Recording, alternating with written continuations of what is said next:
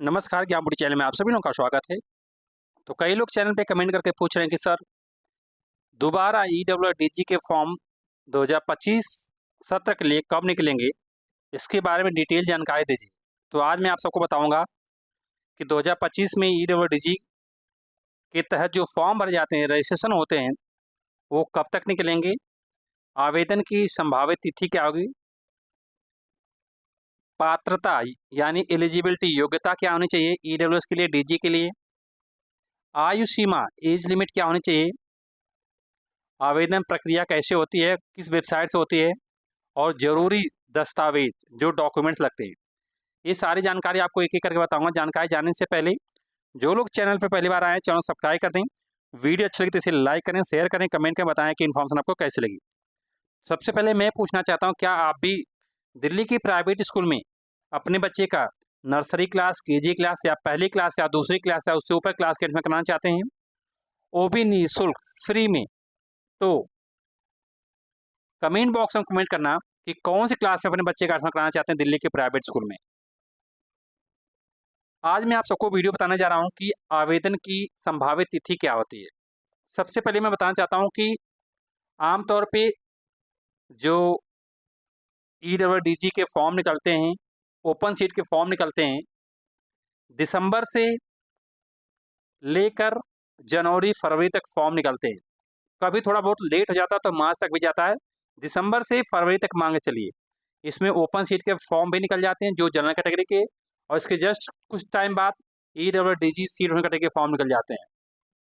तो ये संभावित तिथि होती है, ये थोड़ी घट जाती है, बढ़ जाती है। कभी समय से निकलता है तो दिसंबर से जनवरी के बीच में निकल जाता है, कभी थोड़ा लेट होता है तो जनवरी फरवरी मार्च भी चल जाता है। और आवेदन की प्रक्रिया जो होती है, आधिकारिक वेबसाइट जो डीओई की है वहाँ से जारी की जाती है। इसके लिए एलिजिबिलिटी क्या होनी चाहिए, पात्रता जिसको बोलते हैं, अगर आप ईडब्ल्यू श्रेणी से हैं तो परिवार की वार्षिक आय 1 लाख रुपए से कम होनी चाहिए। और अगर आप डीजी कैटेगरी से हैं तो आपके पास अनुसूचित जाति से हो, तो अनुसूचित जनजाति से हों, अनाथ हों, ट्रांसजेंडर हों, और विशेष आवश्यकता वाले बच्चे इस श्रेणी में लाभ ले सकते हैं। अगर अगर आप OBC, non creamy, general, SC ST हो, सीडब्ल्यू कैटेगरी से हो, तो आप डीजी कैटेगरी और सीडब्ल्यू कैटेगरी के थ्रू फॉर्म भर सकते हैं। और ये लोग डीजी कैटेगरी के अंदर आते हैं, जो एससी एसटी ओबीसी, ये सारे डीजी कैटेगरी के अंतर्गत आते हैं। एज लिमिट क्या होनी चाहिए नर्सरी क्लास के लिए, केजी क्लास के लिए और पहली क्लास के लिए?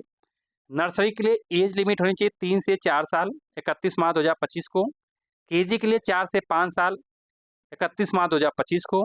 और कक्षा फर्स्ट के लिए 5 से 6 साल के बीच का बच्चा होना चाहिए, जिसकी आयु लिमिट है कि वही फॉर्म रजिस्ट्रेशन कर पाएगा। आवेदन प्रक्रिया जो दिल्ली शिक्षा विभाग की आधिकारिक वेबसाइट है, ऑफिशियल वेबसाइट edudel.nic.in पे, जो आप स्क्रीन पे देख पा रहे होंगे, यहीं से निकलता है, यहीं से फॉर्म भरा जाता है। और जरूरी डॉक्यूमेंट्स में आप सबसे बताना, डॉक्यूमेंट सबसे मेन पार्ट्स होता है। कौन कौन से डॉक्यूमेंट की जरूरत पड़ेगी? बच्चे का जन्म प्रमाण पत्र, माता पिता का पहचान पत्र जैसे आधार कार्ड, वोटर आईडी कार्ड इत्यादि, आय प्रमाण पत्र जो लोग ईडब्ल्यू से हैं, इनकम सर्टिफिकेट की बात कर रहा हूँ, जाति प्रमाण पत्र जो लोग डीजी कैटेगरी से हैं। तो ये सारे आपको क्राइटेरिया है 2025 में। जो लोग अपने बच्चे का दिल्ली के प्राइवेट स्कूल में निःशुल्क शिक्षा प्राप्त करने के लिए फॉर्म भरना चाहते हैं, उनके पास ये सब होनी बहुत जरूरी है। ईडब्ल्यूएस और डीजी कैटेगरी के फॉर्म से जुड़ी किसी भी नई जानकारी के लिए दिल्ली शिक्षा विभाग की जो ऑफिशियल वेबसाइट है उस पर चेक करते रहिए, जो देख पाएंगे स्क्रीन पे। और यहीं से जो सर्कुलर दिख रहा है ना, यहीं पे सारा डिटेल आता रहता है। इसके अलावा अगर आपको कोई जानकारी चाहिए तो कमेंट से कमेंट का उसका जवाब दूंगा। तब तक thanks to all and all the best.